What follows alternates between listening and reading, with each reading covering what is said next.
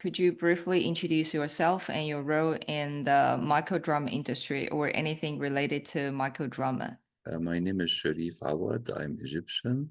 I worked in the beginning of my life in film distribution in cinemas, American films, with the seven major studios in the 90s. Then I worked in film festivals as a programmer and also for television stations as a writer producer. And I used to travel to film festivals to cover international cinema and also to select films for Egyptian festivals. I also was writing for Egypt Today magazine, which is an English published magazine in my home country, Egypt. And 5 years ago, I moved with my wife here in Ecuador.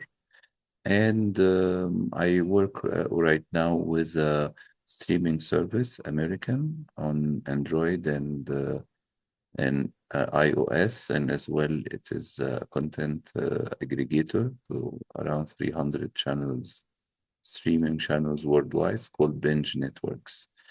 My relationship with short drama, that when AI started, my background was communication engineering. So I started using it in writing scripts and because I have my own blogs and YouTube channel, I interview artists around the world.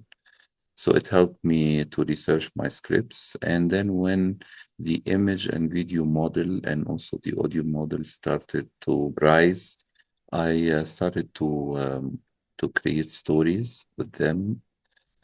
First, with websites like 11 Labs, and then with Flux, and then when Sora 2 started, I started to create short stories, and also with currently with Google Flow, because right now Sora is out of service last month. So I do short stories using AI as a content creator. So you mentioned about you see the model, right? The microdrama model. What did you Mhm. see? Well, right now I see it's a rising way of creation. I interviewed many artists between Canada and the United States last month, and right now actors and maybe directors as well, they started to work between the regular drama we see on television or the web series, the horizontal, and also they work on micro drama like 2 minute shorts, like a series, vertical.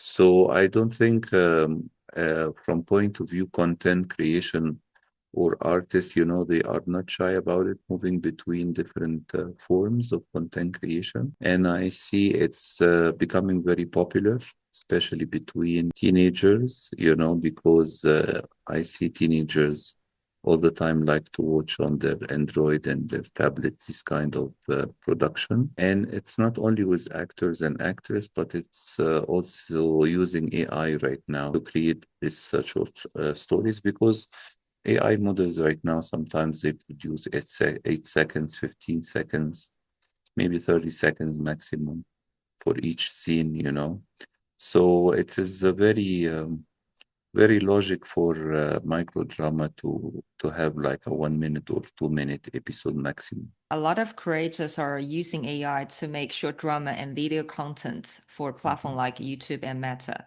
But at the same time, many people are worried that AI generated content may get treated as AI slop by platforms or algorithms. So, from your perspective, what are creators getting wrong right now when it comes to AI storytelling content? I don't think the creators are getting it wrong. There are creators who are trying to use the same template to create a bunch of videos following the same template all the time. Like a teeny weeny details are changed between one video and the other. So I think this is what we can call slop, using the same template to create repetitive videos or micro dramas or whatever.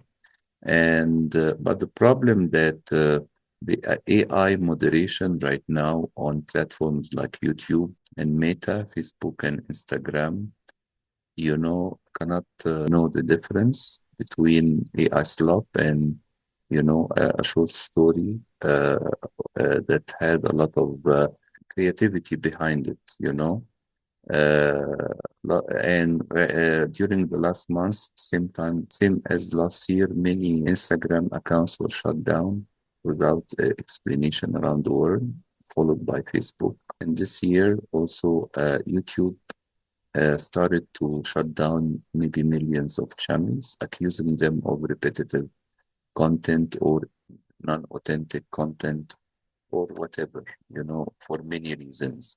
And there is no way of for these creators to send like an email to YouTube because it's impossible for YouTube to reply or to all these appeals because they are millions of channels, and they don't have enough staff for human revision of these creators. So this is a big problem. And one of the reasons as well, and I like to say that for all, especially the young people who are using AI, and I think it's the way of the future, that YouTube right now is trying to be YouTube TV, not YouTube, the platform we used to know for independent creators with people, creating stuff at their home in their backyard across the street. The YouTube right now want people to produce big production, and it's trying to compete with Netflix right now.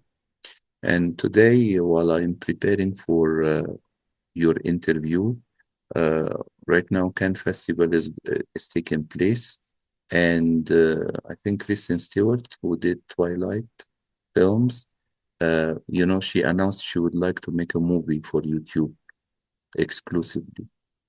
So right now, YouTube want to become a platform, maybe with subscription as well, to compete with Netflix, welcoming big creators like Mr. Beast and similar, And I want to know it, I think from my perspective, it is impossible for new creators to get like million or 3 million subscribers like Mr. Beast, because when Mr. Beast commenced, I don't know, maybe more than 10 years ago, the algorithm was different. Okay.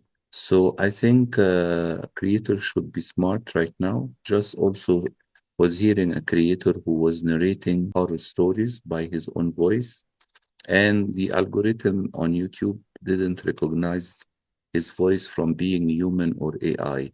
So his channel was demonetized. Okay. And right now he's moving to Spotify, and he will start from scratch to get more subscribers and followers on Spotify because he was demonetized. And people who were not demonetized, sometimes their channels are removed completely without a possibility of appeal on YouTube. So this is like a warning sign for all creators worldwide to look for other ways of creation. And I just wrote as well last week an article on Medium about that. What you mentioned about is, if I get it right, Mm-hmm, so YouTube is more welcoming those big creator mm-hmm, studios instead mm-hmm. of individual creators, and is Sure, it? So for sure. individual creator, your suggestion is not still betting on YouTube but moving to other platforms. Is that what you suggest? Yes. From my perspective, I think it is a waste of time right now for creators. And I'm saying this to young people, they are very enthusiastic. Of course, some of them, if they will try hard, the target of any creator is to make a living from his own or her own creativity. Okay. But if I work hard on a channel for a couple of years and then I am demonetized or removed completely on YouTube, I think it's a complete disappointment. I compare it to somebody going to his work, and where his work, the company telling him we don't need you anymore. So I think creators should be smarter to have other options, and I can say one of these options is to have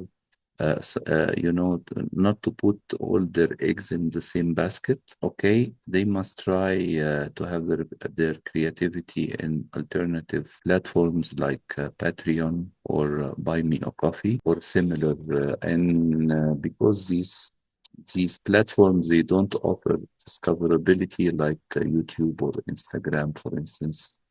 You can have like a trailer or a teaser from your work and bring audience to your work to Patreon or Buy Me a Coffee.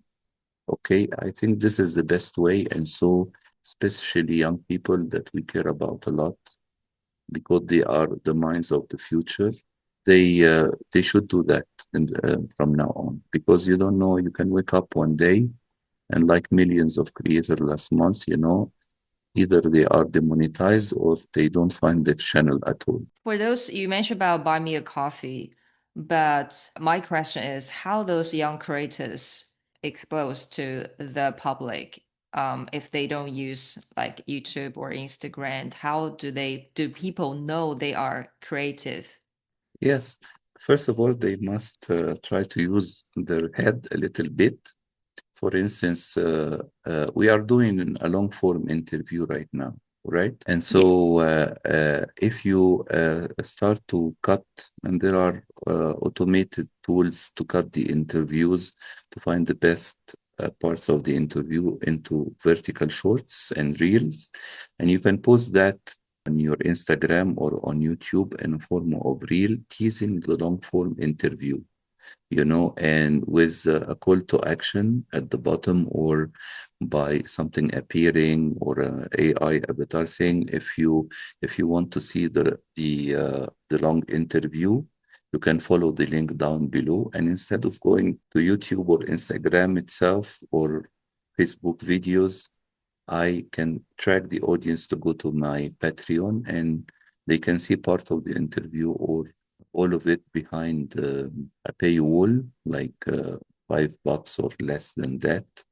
and so they can, and it will be monetized better than the bits and pieces of AdSense on YouTube.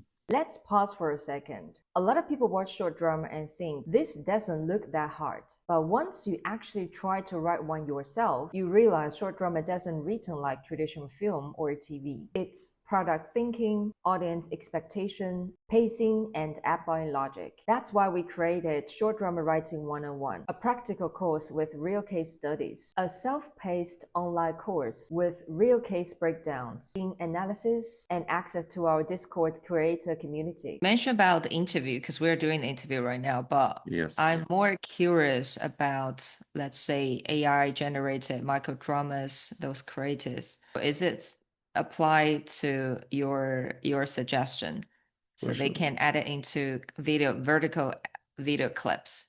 I'm doing this right now. I'm telling this from user experience, because 2 weeks ago my channel was terminated completely, after 3 years of work.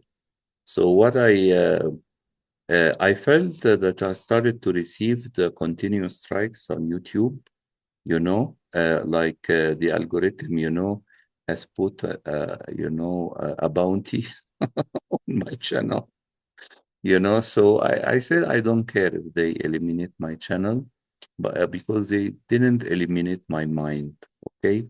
And I'm a film critic. I've been 36 years in the business. I speak 6 languages. I know about a lot of international cinema, not only American or European, but Asian as well, and African. So I try to write stories giving tribute to this kind of films I have digested or since my childhood as well. So I started from scratch, okay, and I create 2 minutes maybe film or story, and right now I upload it directly to Patreon. And I wouldn't create another YouTube channel because sometimes it's against community guidelines. If your channel is terminated, you start a new channel. So I started to experiment on Rumble right now. I wouldn't touch Instagram and YouTube and Facebook again, you know. Like they boycotted me, I'm boycotting them as well. Okay. So I'm trying with Rumble right now, maybe TikTok and maybe and Patreon.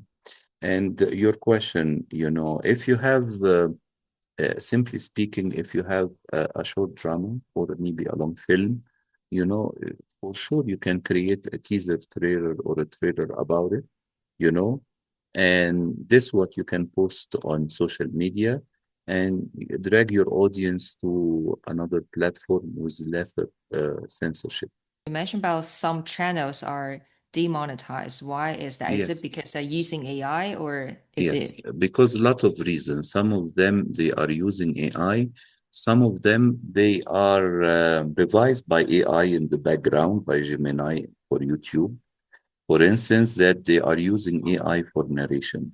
Because, for instance, if you use 11 Lab, you have a bunch of voices unless you create your own voice. And many channels started to make stories with narrations, and with showy images. The moderation and the back end of YouTube, they think it's all AI created and it's AI slop. So they terminated.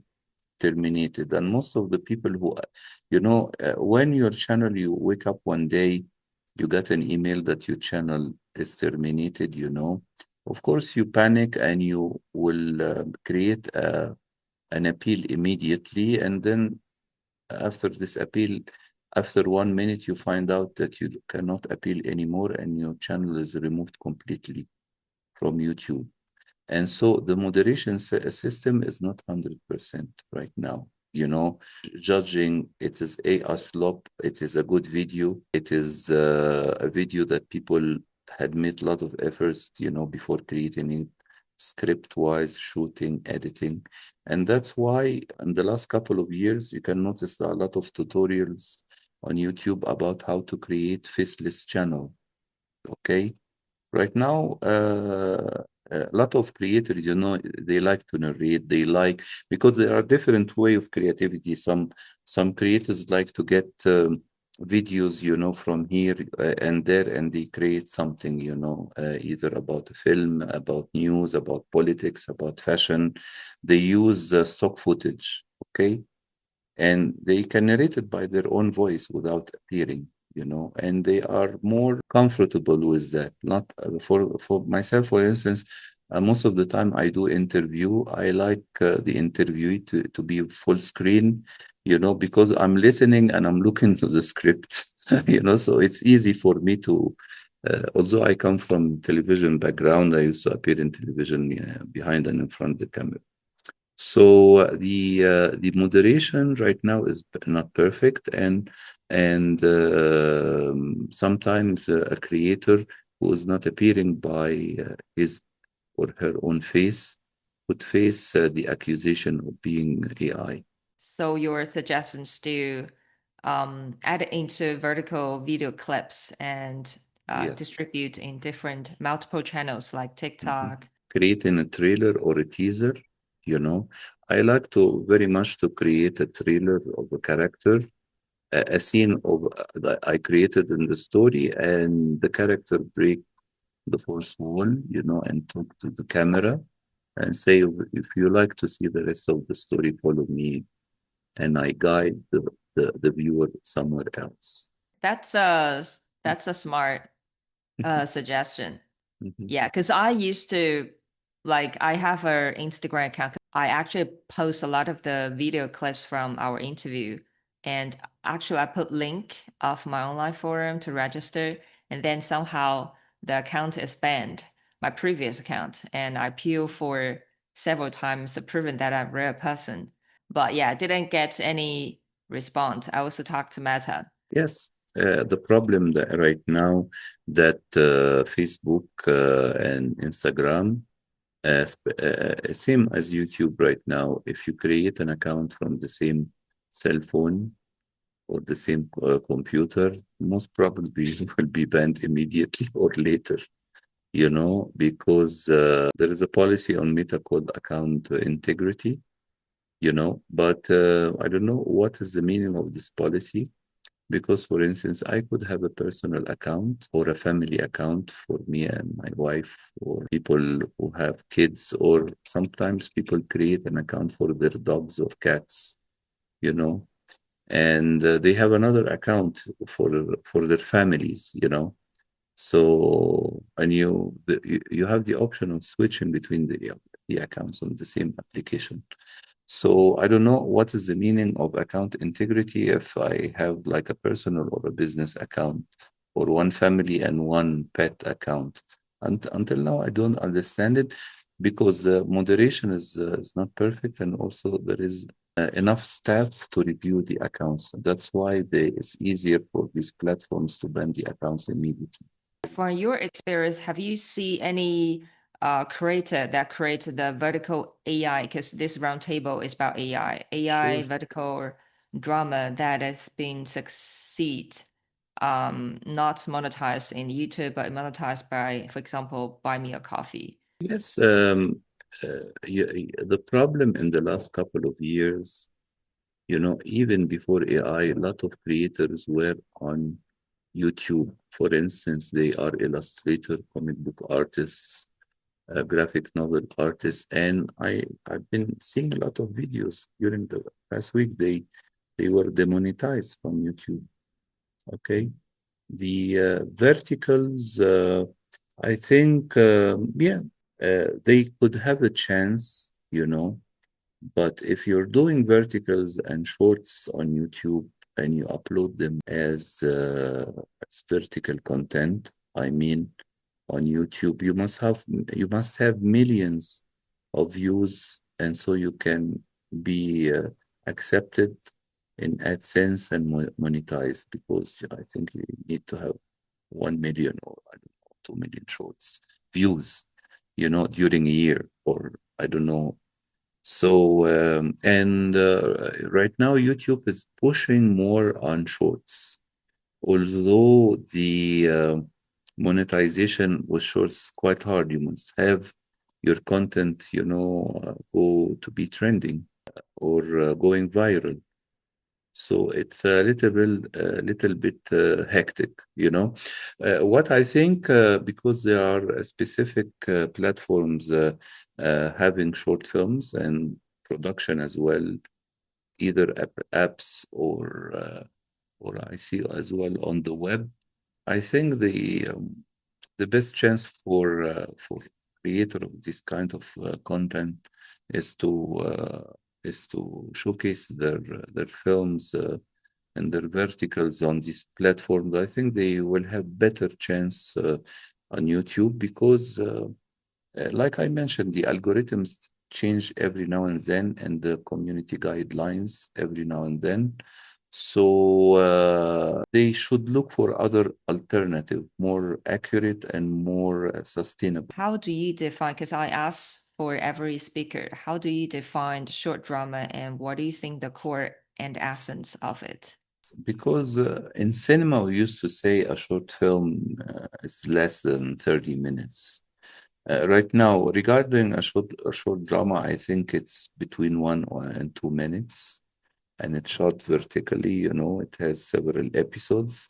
I think it goes more popular as well for teens, because you know if they are not AI, it starts teen. If it's AI, which is easier to make, you know, it will be between 1 minute and 2 minute maximum each episode. And what do you think the core essence of it? I think entertainment. If some makers or creators, they would like to put something into it, you know, maybe animation, something for kids, something, because every now and then for vertical, you know, a trend comes up, you know, like last year, for instance, some stuff about cats, some stuff about historical POV, point of view.